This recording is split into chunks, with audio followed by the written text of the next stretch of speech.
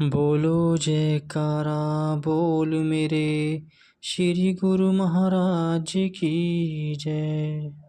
गुरुमुखो, जिस सेवक का सद्गुरु के चरणों में प्रेम है वह नाम का अभ्यास करे। नाम का अर्थ है मैं नहीं हूँ।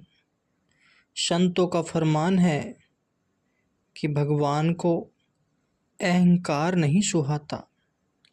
जहाँ नाम होगा वहाँ अहंकार नहीं होगा। सेवक को अपनी सुरती नाम में ऐसी जोड़नी चाहिए जिससे केवल तू ही तू रह जाए और मैं भूल जाए। इसी को कहते हैं सच्चा प्रेम। आत्मिक लाभ हानि की पूर्ण जानकारी सद्गुरु को होती है। जीव की प्राय यही दशा होती है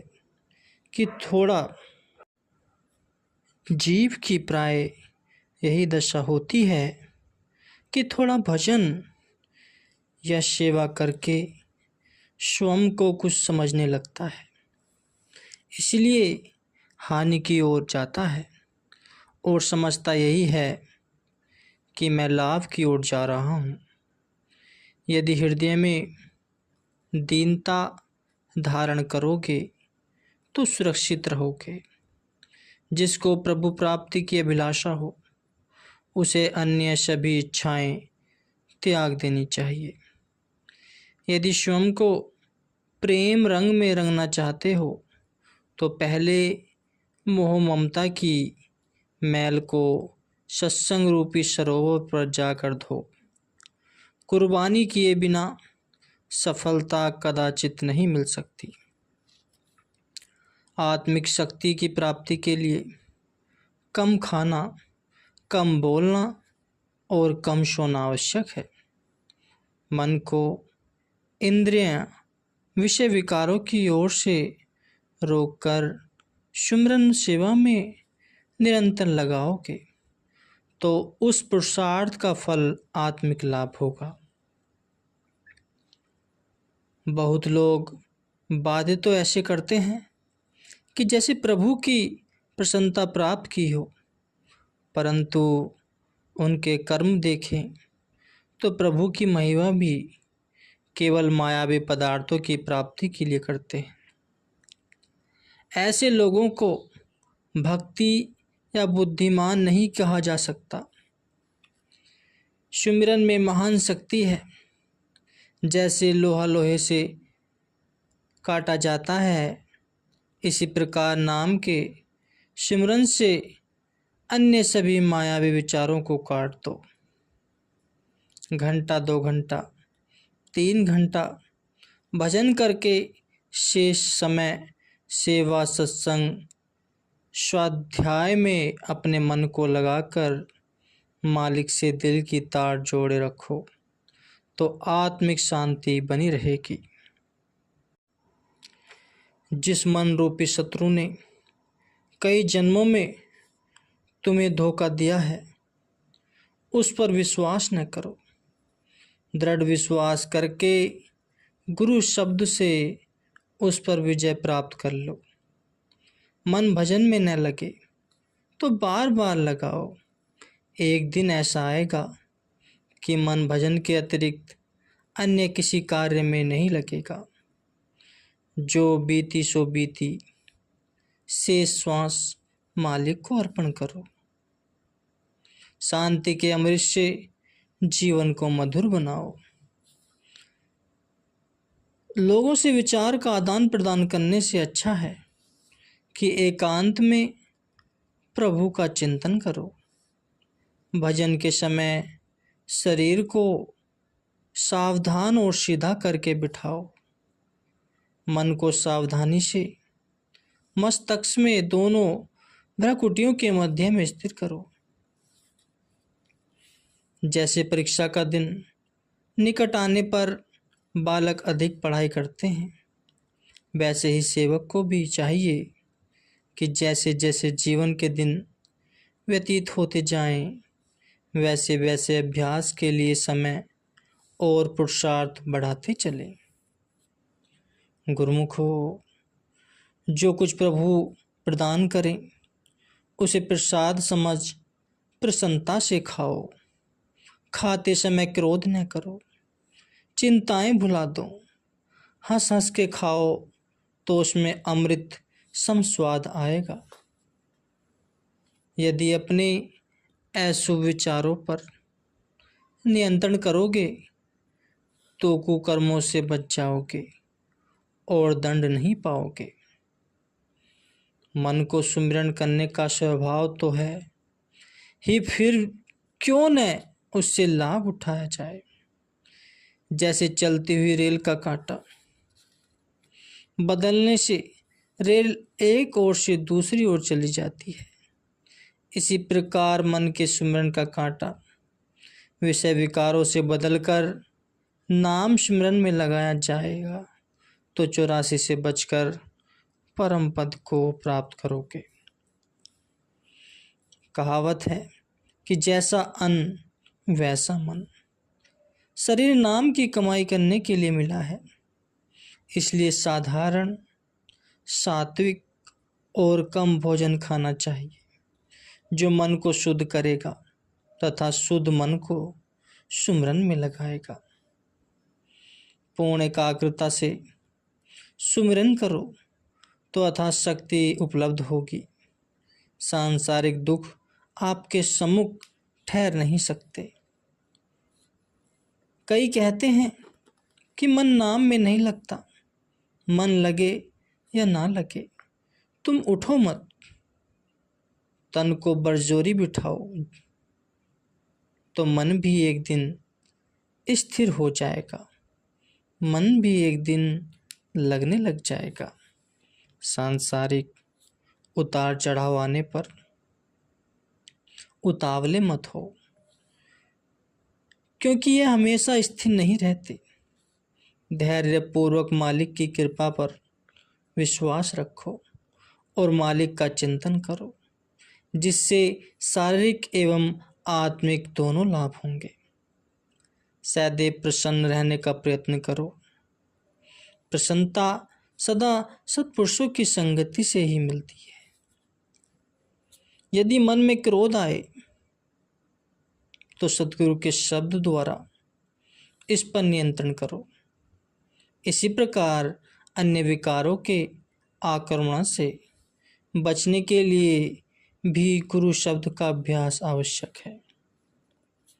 बुरी नज़र से किसी को मत देखो और न ही किसी से कटु वचन बोलो। जैसे स्वास्थ्य के लिए शरीर, वस्त्र, मकान इत्यादि की स्वच्छता भी आवश्यक है, उसी प्रकार आत्मिक उन्नति के लिए मन की शुद्धि भी आवश्यक है। दुख में और सुख में यही कहो कि तेरा किया सब तेरा है, तेरा भाड़ा मीठा लागे, जो करे उसमें ही भला। आराम तलब न बनो, सदैव एक से दिन नहीं रहते। बड़े बड़े पहुँचे हुए भी कष्ट की और आपत्ति की दिन आते हैं। यदि गर्मी सर्दी दुख सुख सहन करने का स्वभाव बन जाएगा तो कठिनाई न होगी।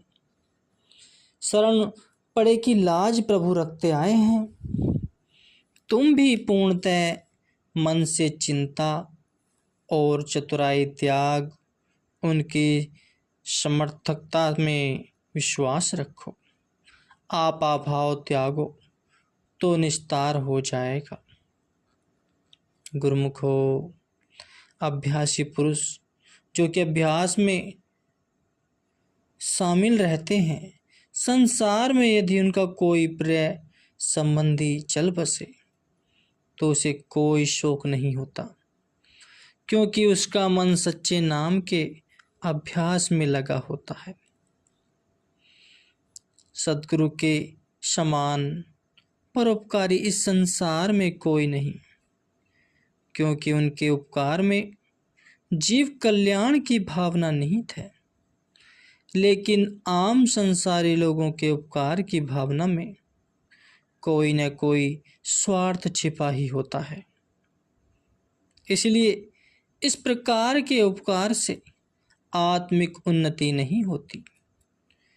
जीव अपनी सामर्थ्य को भूलकर दीन दुखी होकर गुलामों जैसा पराधीन जीवन व्यतीत करता है।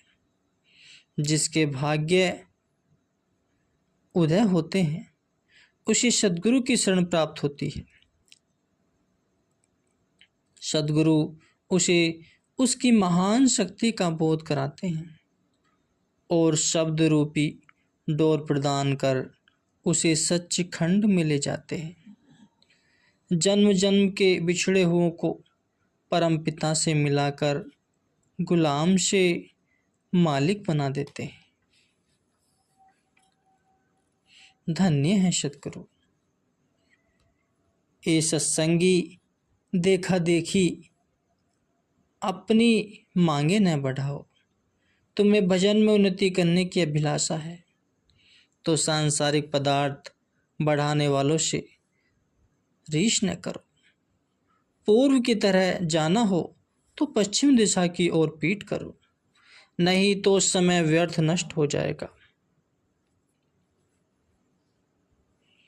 जिसमें इच्छा नहीं है वह शाहों का शाह है। बाहरी परिस्थितियां उसकी चाहे कैसी भी हों, इच्छाओं वाला भूखा और दुखी है। चाहे उसके पास लाखों करोड़ों रुपए हो, चाहे कितना मूल्य दो, जीवन का एक श्वास भी नहीं बढ़ सकता। ऐसे अमूल्य श्वासों की कदर करो और इन्हें गुरु शब्द में लगाकर अपना जीवन सफल करो। सांसारिक वस्तुओं में से कोई भी वस्तु परलोक में साथ न देगी, उसके लिए पाप न करो, नहीं तो हिसाब किताब देते समय पश्चाताप करना पड़ेगा। दूसरों का उद्धार होना इतना कठिन नहीं जितना निंदक का, क्योंकि जब केवल अपने पाप धोना ही कठिन है तो निंदक जो दूसरों की निंदा करके उनके पाप भी अपने ऊपर ले लेता है, उसका उद्धार कैसे होगा। नाम के सिमरन से ही अंतःकरण शुद्ध होता है और उसी के दौरान ही शुभ कर्म भी होते हैं। कई लोग नाम का सिमरन छोड़ अन्य शुभ कर्म आरंभ कर देते हैं, परंतु आधे मार्ग में ही गिर जाते हैं। किसी को अहंकार गिरा देता है, किसी को कर्म फल की इच्छा आगे बढ़ने से रोक लेती है। संतों ने नाम के सिमरन पर जोर दिया है, इसलिए नाम का सिमरन करना जड़ को पानी देना है और नाम को विस्मृत कर शेष कर्म करना पत्तों को गीला करना है। भजन में उन्नति चाहने वालों को कम बोलने का स्वभाव बनाना चाहिए। जिन बातों से तुम्हारा काम नहीं, उसमें व्यर्थ हस्तक्षेप न करो। अपने जीवन का एक एक श्वास सोच समझकर खर्च करो और लाभप्रद सौदा करो। इससे आपका जीवन सफल हो जाएगा गुरुमुखो।